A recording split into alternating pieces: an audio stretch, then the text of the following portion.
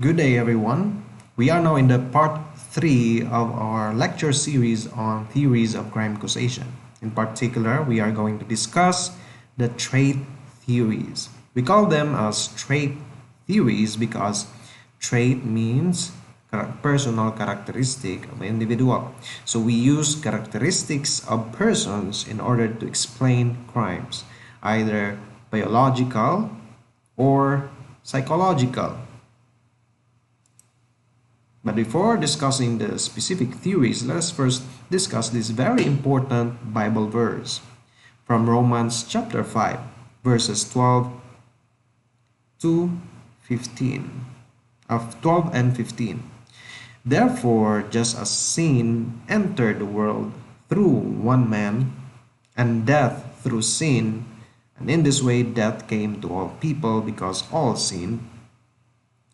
In verse 15, but the gift is not like the trespass. For if the many died by the trespass of one man, how much more did God's grace and the gift that came by the grace of the one man, Jesus Christ, overflow to the many? So we can see in verse 12 that it somewhat implies that sin is sin is inherited from one man. And this man, we know him to be Adam. Adam committed sin. Adam and Eve, they committed sin, and we inherited our sinful nature from Adam. We call this as we are born sinners. Because of Adam, we have the natural inclination to commit sin.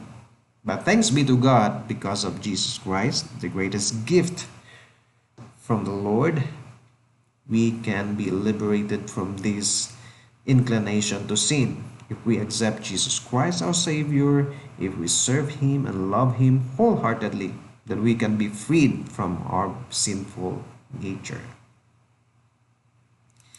Now, are criminals born? We'll answer that question through this discussion. These trait theories critiques classical theories or choice theories in that not all criminals are rational. Choice theories propose that criminals are rational, or at least bounded rational. But positivists oppose that proposition, that because not all criminals are rational. Say, for example, insane or those who have mental disorders. And some criminologists propose that some factors are inherited biologically. So we'll discuss them. Let's first discuss the origins of biological positivism. It originated from physiognomy. First, let's discuss the physiognomy by Johann Kaspar Lavater. So this theory espouses that criminal propensity can be seen or can be manifested by physical deformity.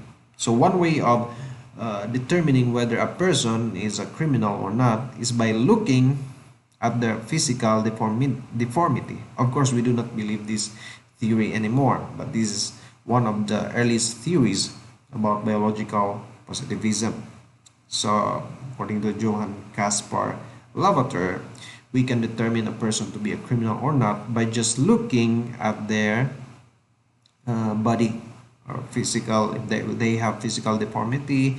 Like for example, criminals according to Lavater have usually large lower face and jaw in comparison with their forehead and skull. So if one sees a person that has a smaller forehead and skull compared to a large chin or jaw, so that person is most likely a criminal, according to Lavater.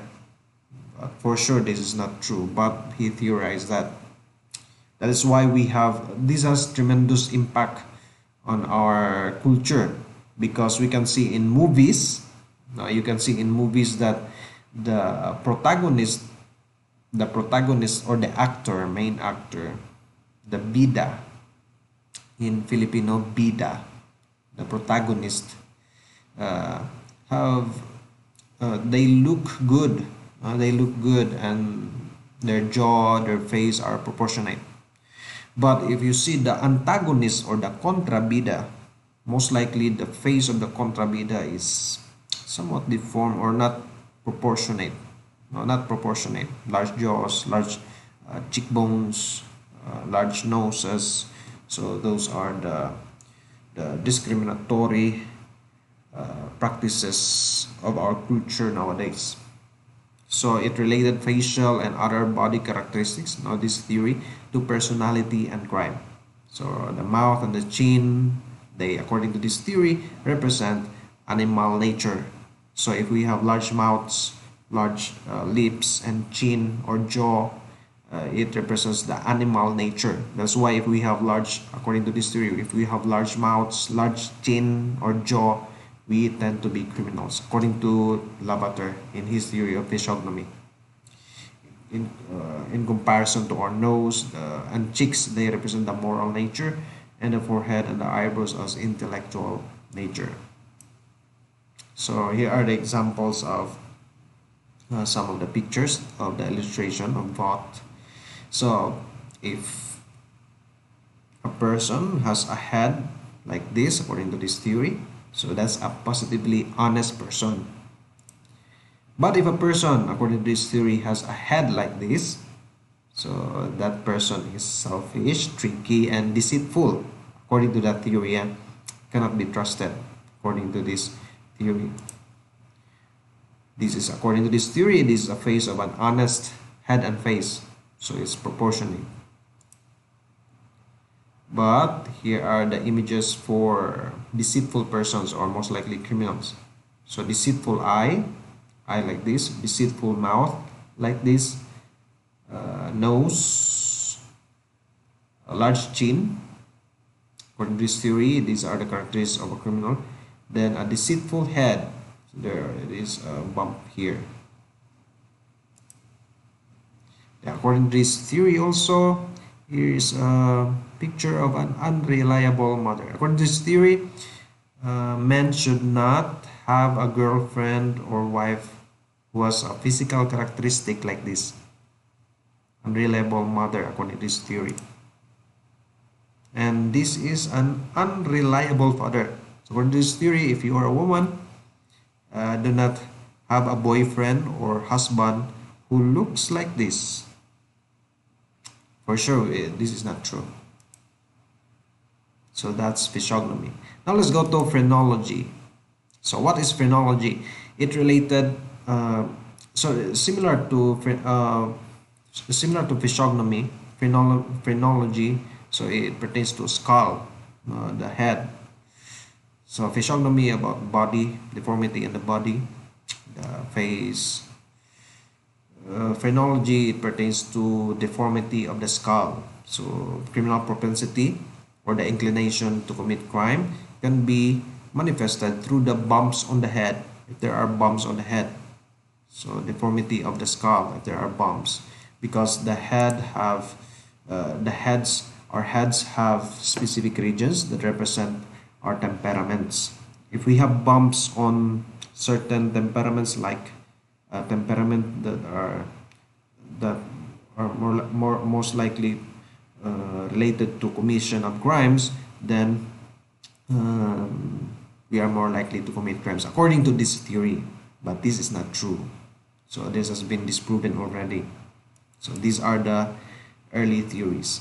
So out of this theory, the phrenology, the physiognomy, Cesare Lombroso, the father of criminology, theorized his theory of atavism.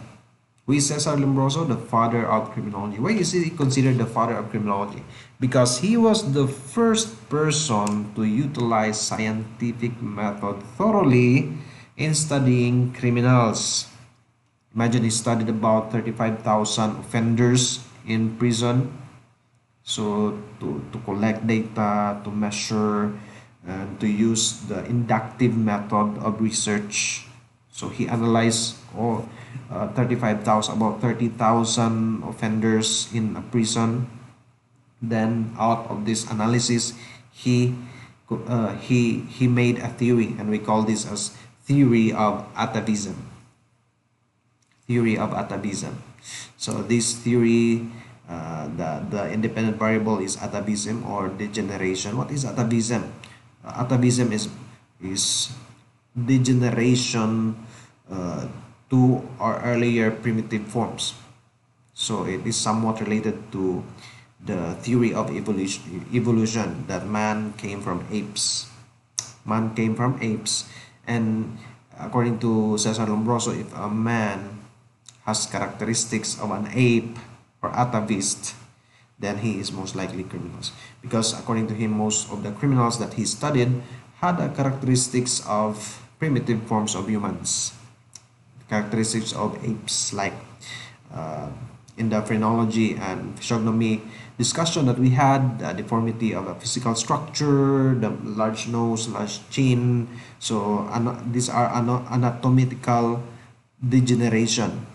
So if a person looks like an ape, a monkey, in other words, or physical deformity according to Lombroso, which is of course not true and disproven right now because of recent research. So we call this anatomical deformity or degeneration or atavism. So people who have like that, they tend to become criminals according to him. And we have also psychological degeneration or atavism, like tattooing, insensibility. So tattooing, because according to him, are atavist people, or people who criminals have many tattoos. So one way to determine a person to be a criminal or not is whether he or she has a tattoo. Of course, this is not true. A lot of people who are not criminals have tattoos, and a lot of people who are tattoos are not criminals. And insensibility to pain. So according to him is that atavists do not feel pain. So do not they are not sensitive to pain, just like animals. So people who are or like animals who cannot feel the pain, or they tend to resist the pain. They are immune to pain, although they feel it, but they are immune to it. So they are of animalistic tendencies, and they are atavists according to him. And we have also moral degeneration.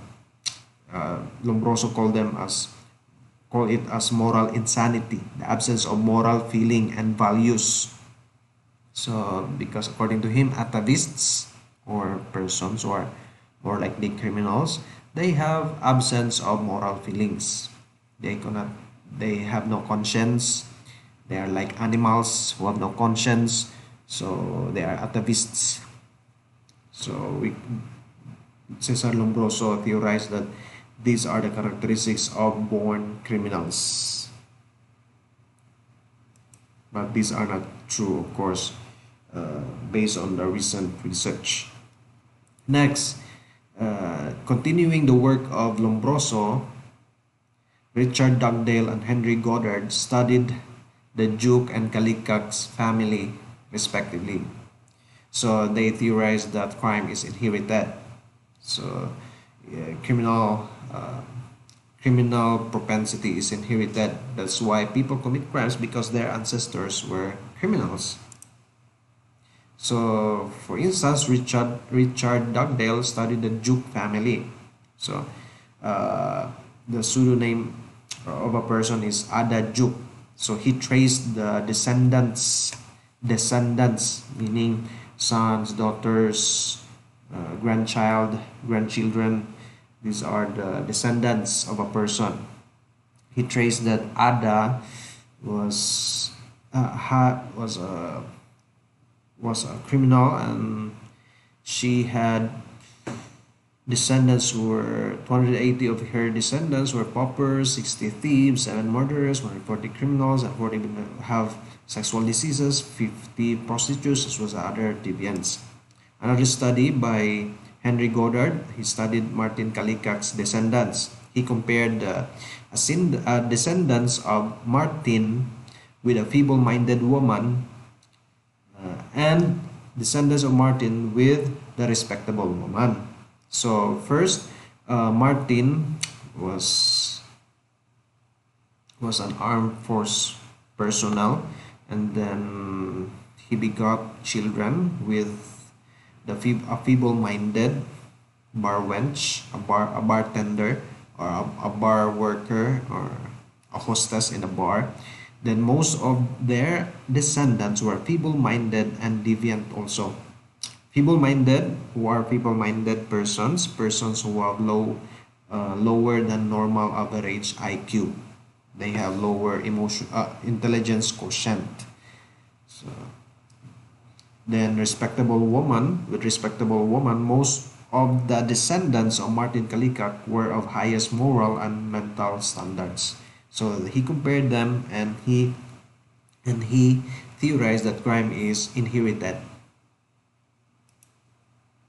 Next theory is somatotype theory, or somatotyping theory, by William Sheldon. So he continued the works of Lombroso, the works of Goddard, and Dugdale. So he theorized that the propensity of crime is influenced by physical features. So a physical feature or person influences propensity of crime, and propensity of crime pushes someone to commit a crime. So he theorized that there are three major types of body types: ectomorphy, mesomorphy, and endomorphy. So ectomorphy, these are these are thin people. Mesomorph, these are muscular people. And endomorph, these are fat or round people. According to William Sheldon, most of the criminals, rapists, murderers tend to be mesomorph, muscular persons. His theory was borrowed from, or based on the theory of Ernest Kretschmer.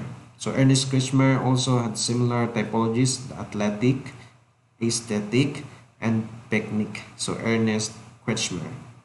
So William Sheldon brought that theory to America, and he proposed somatotype theory. Next, biochemical theory. So according to this theory, our diets, vitamin intake, they influence ourselves. Hormonal imbalance. If according to this theory, if a person has more estrogen, or has imbalance between androgen and estrogen, with more on a particular aggressive hormone, so that person is more likely to commit crime. Or people who have lead intakes, have more lead on their body, they tend to commit crimes according to recent research. So that's biochemical theory. Next, we have neurological theory. People, according to this theory, who have ADHD, or attention deficit hyperactivity disorder, or cognitive disorder in the mind, or learning disabilities, brain injuries, and brain chemistry. If people who have injuries in the brain, if they have cognitive disorders, or attention deficit hyperactivity disorder. Who are people who have attention deficit hyperactivity disorder? These are people who cannot give their attention to anyone or anything. They frequently move, they don't stop, they tend not to stop moving, they're very athletic. These are attention deficit hyperactivity disorder. Then according to this theory, they tend to commit crime. They are more likely to commit crime than those who have no attention deficit hyperactivity disorder. Next, genetic theory. So criminality of parents are inherited according to this theory, and that's why people commit crime, because their parents are criminals also. So they study it by studying twins and sibling behavior and parent-child similarities. But some theories oppose this because, or are in conflict with this because it might be that the father and the mother are criminals, and the child becomes a criminal also because he makes the father and the mother as his role models. So he copied their behavior. Not that the propensity to commit crime or the inclination to commit crime, that's propensity to commit crime, inclination to commit crime, is inherited. But it could be that the children just copied the behavior of the parents, not that they are inherited. So there are conflicting views with this phenomenon that criminal parents produce criminal children. So an alternative explanation is that children just copied.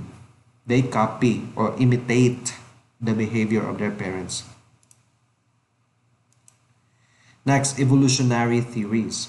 So according to this theory, ingrained traits and characteristics of our ancestors are passed from generation to generation. Why are some people commit crime? Why do some people commit crimes nowadays? Because according to this theories, are his or her past generations uh, carried through the characteristics of criminals. So it combines the hereditary theory. So there are people, so in the evolution of the human race, according to this theory, some of the characteristics, animalistic characteristics of our ancestors in the past were carried through our generations. So as human race evolved, traits and characteristics became ingrained. So they are ingrained in some people, and some of these traits make people aggressive and predisposed to commit crime. So they are more inclined or predisposed to commit crime. Just one example of this is the cheater theory. The cheater theory, why do some men cheat, are more likely to commit cheat? We have men who do not cheat compared to, there are many men who commit cheat or who cheat with their girlfriend or wives. There are men who have a lot of wives or a lot of girlfriends. Why are there people who are like that? According to this theory, the cheater theory, cheaters in a relationship, they have many girlfriends, they have a lot of boyfriends because they carried with them the ingrained characteristics of the ancestors before who were cheaters. Is it true? Depends on the evidence and whether you believe it or not. So let's go to psychological trait theories, the second type of trait theory.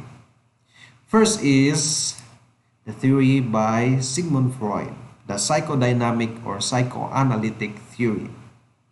The independent variables here are repression, weak egos, and underdeveloped superego.